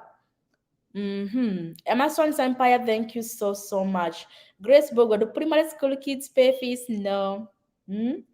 Christine Wawi, more live sessions, especially on DS260. Yes. Okay, this is what we'll do. And you guys, let me know if this is the best plan. We need so many live sessions like this one we had today. One, during the weekdays, like today, we discuss serious business like the DS260 form. Yes, Dalali. And then during the weekend, that's when we can come with our kids and then we interact with them. Even you come with your kids and they interact, because this journey, it is not even for only for us parents. It is even for our kids. They are also we are in this together. So maybe sometimes, maybe once a month or twice a month on a weekend, we do live sessions with our kids, which will be amazing. Because my kids interacted with Kenyan kids when we were in Kenya, and I can tell Shiko Hope is followed even by kids. They were like, Shiko Hope, we know Shiko Hope. Yes, and they were asked so many questions. About school, about food, so many questions. You could tell Ian, even with his twanging English, he had followers in Kenya. So many questions and he was answering. So guys, that is one thing I discovered, that even our kids, they have that yearning in their heart to know more about this America. So let us give them a chance, if possible, if you parents will allow. They come here and they interact. So far, so good. Let me see what you guys have to say. Esther Mwangi, I see you. Lilia Prime is coming out Penda Sana. Okay, the result will be out in May. How about the agents you talked about before you came to Kenya? Okay, I just say that we decided to process for the first 3 cases who paid fully. And then once the results are out, they will come and testify to you, because I know you, I know my people, full of doubts and everything. So let's take time. Wait for this process to go through, and then they will come back. Maybe at see she will not come here and tell you. These people, they will come there and tell you it is real, it is successful. If it is not successful, they will tell you. So, and a video on that coming up today, not today. In Kenya, it is night. Tomorrow now in Kenya or in Africa, tomorrow, a video on that coming up. Rachel, Aki, thanks, walai, menipea nguvu sasa, walai, America na kam. walai.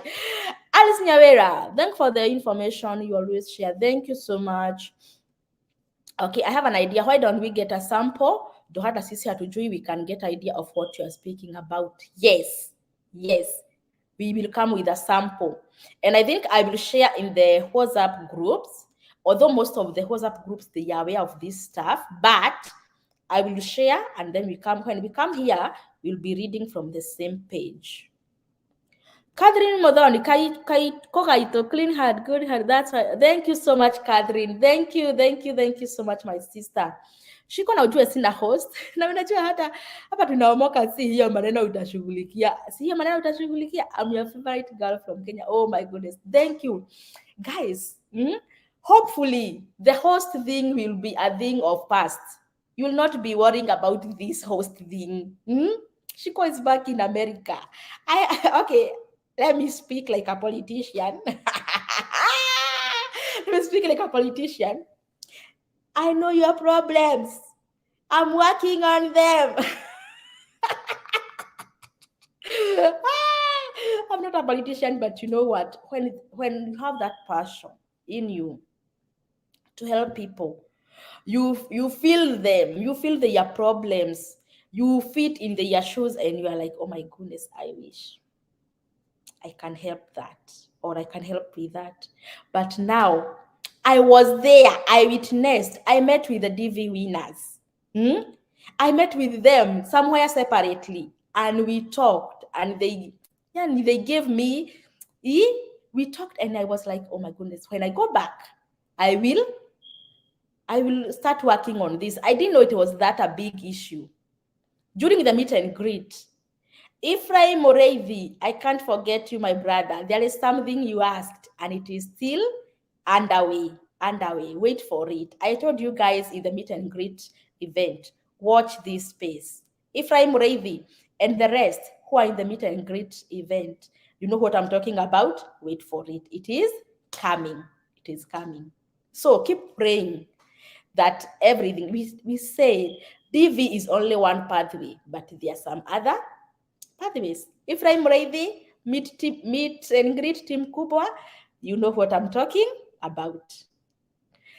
All right, who is this? Rachel Karaoke, what about the passport here East Africa? Iko poa ama nitachukua ingine? East Africa, see that is the latest. Ama ni gani? Republic of Kenya, whatever, East Africa Community, the light blue one. See, that is the most recent one. Leah, oh my goodness, thank you so much, my dear. Missing you too. Oh my goodness, where are you? You just logged in. Welcome back again and again. You really give us hope. Thank you so much, James. Thank you. Queen Lucy, I see you. Thank you. Hunja wa hunja. Shiko links to WhatsApp groups. My goodness. Okay. Anto, where are you? Can you send us the links to the WhatsApp group? This is our super admin. He is the admin in all the groups, together with other few admins, and they will send the link here. Anybody with a link to the group, Anto, if you are here, kindly send us the links to the WhatsApp group. Abu Dhabi walitunyamazia kabisa. Abu Dhabi, I saw a video for Abu Dhabi DV winners. I'm so sorry, guys. Can you tweet or the Twitter page or whatever? Being helped by other winners from other countries. Kindly, guys, let's do this together. Let this embassy start working. Abu Dhabi. And your whatever, your neighbor, they are Doha. They are overworking. Doha embassy. Oh my goodness. May God bless them. Juan Gabino, Mayanko alinidanganya nikimaliza form 4 atanipeleka US. Prove him wrong. Surprise him. When you are sending him pictures from US. Because no. Which state is the best to move after getting green card? Any state is good. Even Alaska is good. So long as you are in America, what else do you want? You will figure out things later, right? Queen Lucy, will you keep it live this time tomorrow? No. Tomorrow I'll not be live. Because since I came back to America, I have not yet started work yet. Guys, my vacation I've extended. I'm starting my job tonight. Tonight is my first day to work since I came back to US. So tomorrow I'll not be able to hold this live session, my dear Queen Lucy. Rachel Karaoke, if it is that one, you're good to go. Anthony, tune in from Kakamega. Hi, for a child who has cerebral palsy and cannot pose for a picture since he's not in. What will I do when applying for the DV lottery? If it is a child, they will understand. They will understand because you will feel that he has to 60 form that he has some disability. So they will understand. Some things are understandable, my dear Anthony. Yes. I understand you, Leah. Oh, thank you so much. At least you are at work making some money for visa, and it is a lot. Sorry, my dear. Okay, this is the link to the WhatsApp group. If you need to join us, and we'll be interacting from that side. The best thing about joining the WhatsApp group is this: you get the first-hand information. You'll be the first one to know if Shiko is going live. We share and we interact there. Shiko is there in the WhatsApp group. Maybe I'll not be able to see your chat today or tomorrow, but eventually I will see it, and I will, and then you have a chance to inbox me. Even if I'll not get back to you today or tomorrow, you have done it. So that is it.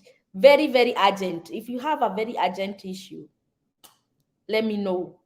Tunasaidiana huko kwa WhatsApp group. I decided I'm not hiding my phone. If I'm here to help people, I'll help you with everything that I have. Everything in quotes. All right. Okay.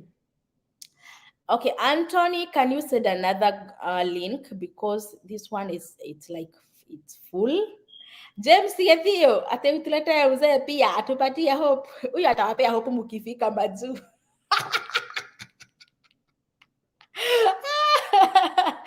Oh my goodness. And you know what, guys? Some few people managed to meet Baba Shiro. Even if it was just for a second, and I just told them later, oh, that is Baba Shiro, and they were like, really? It was, these people who are always behind when wanacheza chini, that's him. So, James, come to America. When you come here face to face, he will give you hope one-on-one. Yeah? Cha usiku, ulisema aje, my dear? Ebu andika tena before we finish. Okay, here is the other link.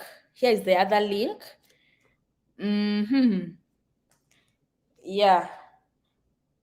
Let me text someone here. Kidogo.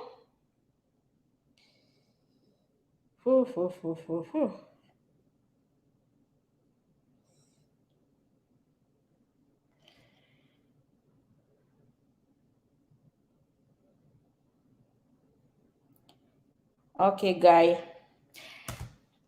Before we end, Elizabeth, then she called. I hope I'll be back, but as a green card winner, you got a fair share. Oh, thank you. Yeah, let's be hopeful for the results.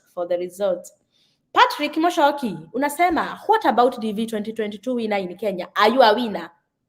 If you are a winner, and you have so cute kids over there, oh my goodness.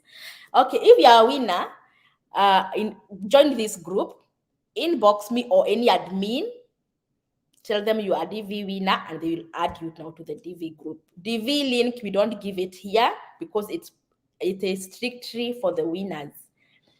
Thank you so much, Tracy. I see you. Okay, Shiko hapa kwa state umetudanganya. Some are more friendly to Kenyans than others. You cannot, for example. Okay, this is what I meant, Benja. You're always challenging me. Tutapatana. Next time I will buy nyama usikwe ukinini hapa. I just said this. So long as you're in America, you will figure your way out on which state to relocate after you have arrived. Do you get me, Benja? Yes. There are some people who live in Alaska. They are still surviving. But mostly, if you land, maybe you land in Washington, and you feel, this is not my place, you can relocate anytime you want to another state, Missouri, Kansas, Texas. Okay? So, Benja, about cost of living and weather and everything, that one will come later after you are in America. Amani aje wase. See, first of all, we land in America and then we figure out things. Imagine umepata host ako Alaska, uko neighboring Canada. In that, will you not go there? You will.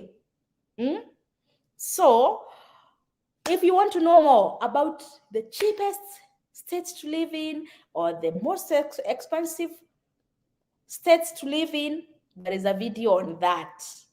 I did a video on that last year. The most cheapest and the most cheapest and affordable and the most expensive states. The videos are there. Just go to the YouTube and search Shiko Hope expensive states. It will bring you, or you search Shiko Hope affordable states. It will bring you that video. Benja, tupatane nyuma ya hema. Sana. I know you are like unforgiving, like California to Texas and everything. Now, these are the discussions that are always there in the WhatsApp group. People always discuss about these states and everything in the WhatsApp group. So that is the advantage of joining the WhatsApp groups, because you discuss more things, because we can't discuss everything here. That's the purpose of the WhatsApp groups, interaction and sharing of ideas. Phyllis Kuria, Shiko, I love your smile, always giving hope to us. Thank you so much, my sister. Essie, kuchelewa nayo kwena ke. We are almost done, my dear. We are almost done, but you can go back to the start and watch.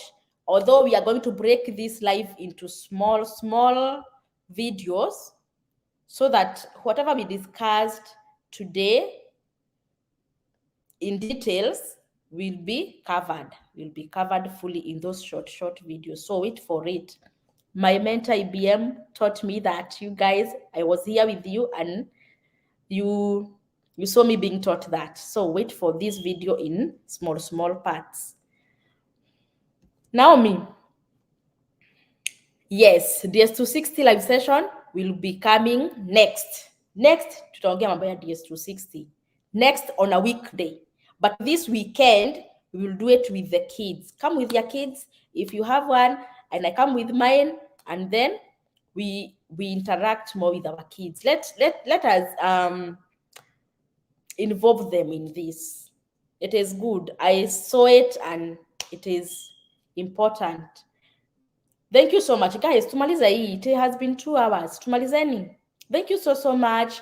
The link, after this live will be over, we will send the link to the WhatsApp group and pin that link and then pin that comment, so you guys, you can join the WhatsApp group if you are not yet in any group.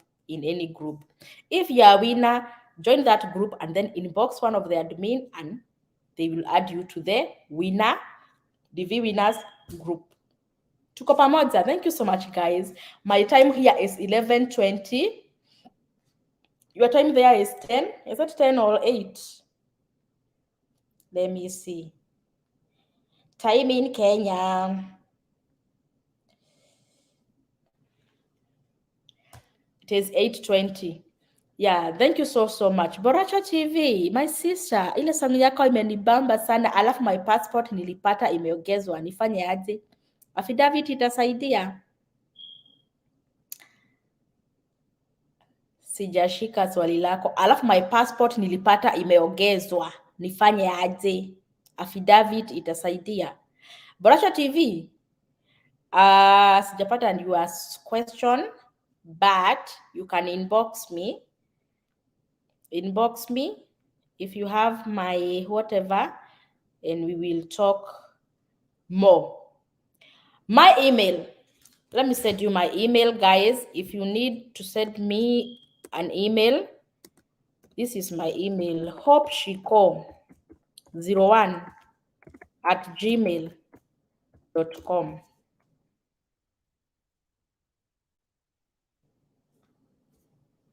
hopeshiko01@gmail.com.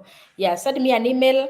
If you need to send me an email, that is it. Boosternet, I see you. Thank you so much. Priscilla, thank you.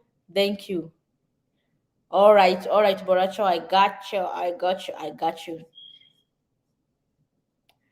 Okay, guys, so let's finish this live session with this music brought to you by yours truly, Shiko Hope. So these are some of the projects I had gone to do in Kenya. had gone to do in Kenya. BM Africa, I just talked about you. You gifted me a nice bracelet. Next time nitavaa. Hiyo navaaga nikitokelezea naenda kushtua wasee. BM Africa, I'll put on that bracelet and I'll show people what you gifted me when I was in Kenya. Kevin Kaburia. Yes, we are back to business kama kawaida. Deborah Derito, thank you so much. Guys, there is a music. Nani alisema tuongee juu ya hiyo music. So go watch that music. It was posted yesterday. Shiko Hope Morata. It is talking about our friend Jesus. He's the only one who is genuine. He's a true friend. He's the best friend. He will never ever leave you, even in time of trouble. But wacheni tuimbie hapa kidogo, and then we go to the YouTube and watch it kabisa, right? Yes, let's watch that music here ndio tumalize.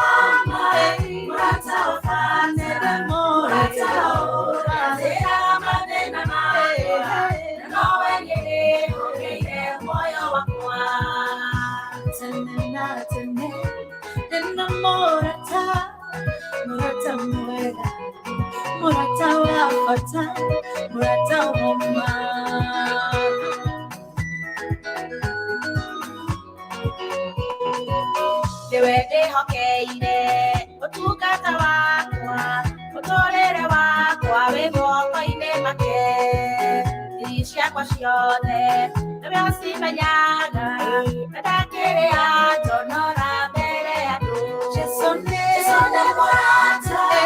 morata mwega Morata wama Morata wafana Morata ore Sera gamande na mani No wengede Okeire moyo wakwa